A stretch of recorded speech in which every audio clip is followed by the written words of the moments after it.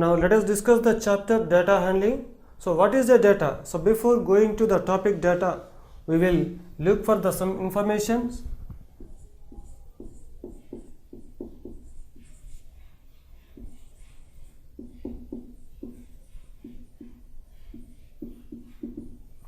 Now in our day-to-day life, we come across some situations like if we want to find the information regarding the runs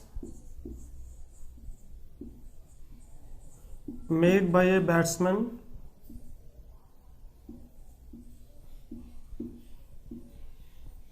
in the last 10 test matches, or if you want to know the information regarding number of wickets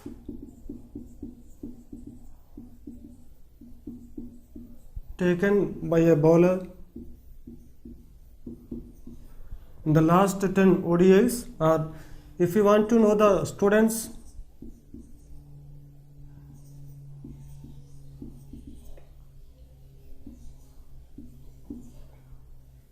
who passed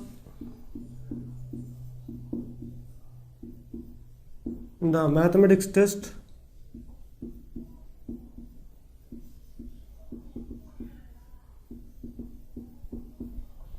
or if you want to know the information regarding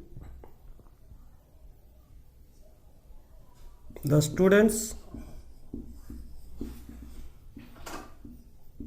who read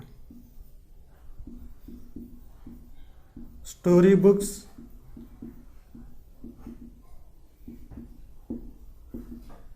in their leisure time. So in all these situations, we are collecting some information.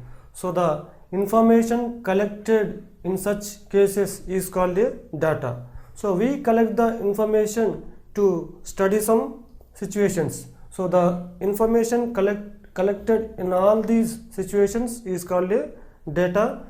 If a teacher wants to know the average height of all the students in her class, then what does she do? She will measure the height of each student and she will note down the height of each student, and she will organize the information, means the data, in a systematic manner. Then she will interpret according to the information. So the information collected in this case is also called a data. So in general, if you collect any information to study any situation, so that information collected is called a data.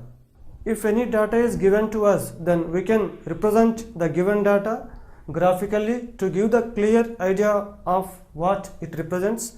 So then we can represent any data graphically by 3 graph diagrams. The first one is pictograph,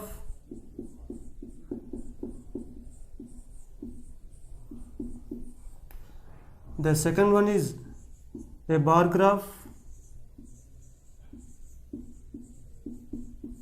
and the third one is double bar graph.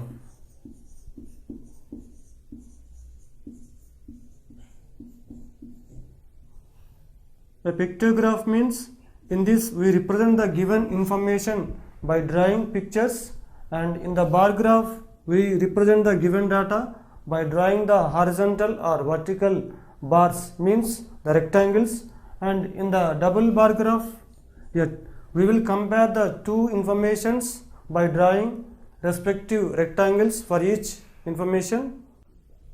Now let us see the first topic, a pictograph. So the first pictograph means the pictorial representation of a given data is called a pictograph. So the given information is represented by drawing pictures, then it is called as a pictograph. Now let us see the pictograph. Here one boy symbol stands for 10 boys. So if there are 2 boy symbols, then we can understand that there are 20 boys. Now in the different classes, in 6th, 7th and 8th class, the different number of boys are there. So in the 6th class, so there are 3 boy symbols, figures, means we can understand that there are 30 boys in 6th standard. So here 10 boys plus 10 boys plus 10 boys. So then we get 30 boys. Now how many boys are there in 7th class? So there are only 2 boys figures. So then we can write that there are 20 boys in the 7th class. Then how many boys are there in the 8th class? So 1, 2, 3, 4. So there are 4 boys figures in the 8th class. So we can say that there are 40 boys in 8th class. Now let us answer the following questions. How many boys are there in class 7? So we can say that there are 20 boys in class 7. Because there are 2 boys figures, so we can understand that there are 20 boys. Now the second question, in which class are maximum number of boys? So in which class out of these 3 classes, 6, 7, 8, these 3 classes, in which class there are maximum number of boys? So we can easily say that in 8th class there are maximum number of boys.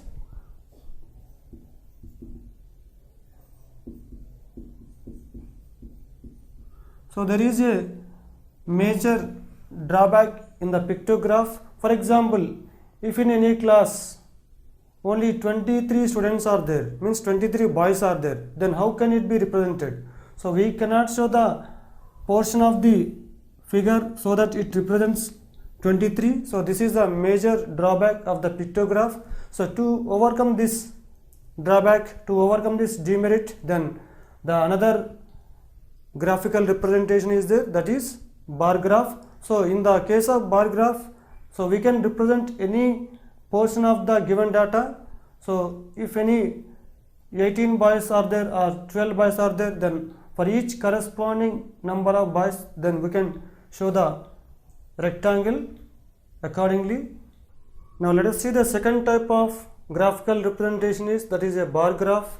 Now from the given figure, so the different bars, means rectangles, are drawn vertically. So on the horizontal axis we have taken the different academic years, and on the vertical axis we have taken the number of students in class 8.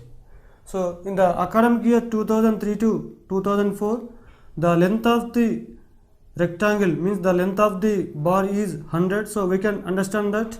So there are 100 students in the academic year 2003-2004 in class 8. So in the academic year, in the next academic year 2004 to 2005, so the length of the bar, means the length of the rectangle, is 200. So we can observe that there are 200 students in class 8 in the academic year 2004 to 2005. So similarly we can find the number of students in class 8 in the different academic years from 2003 to 2008. So by observing this graph, so we can answer the questions. What is the information given by the graph? So the information by this graph is the total number of students in class 8 in different academic years from 2003 to 2004 to 2007 to 2008. Then in which year is the number of students maximum? So in the last academic year, means 2007 to 2008, so this is the maximum length of the rectangle. So in this academic year there are 350 students. So the maximum students in the academic year 2007 to 2008. And in which year is the number of students minimum? So in the first academic year in the graph 2003 to 2004, the length of the bar is less. So there are only 100 students in the academic year 2003 to 2004 in class 8. Then if you observe each bar, the width of each bar is the same.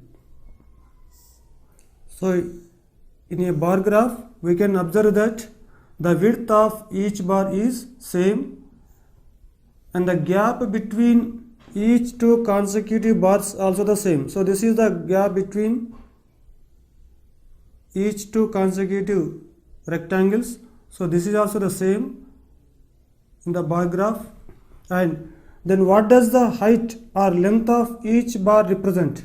But is it same? No, obviously we can say that no, because the height or length of each bar represents the particular value of the observation. So in the academic year 2007 to 2008, so there are 350 students in the class. So this height or length of the bar represents the number of students in that particular academic year. So here the height or length of each bar means each rectangle represents the particular category of the given information. But here the height of each bar is not same when compared with all other rectangles.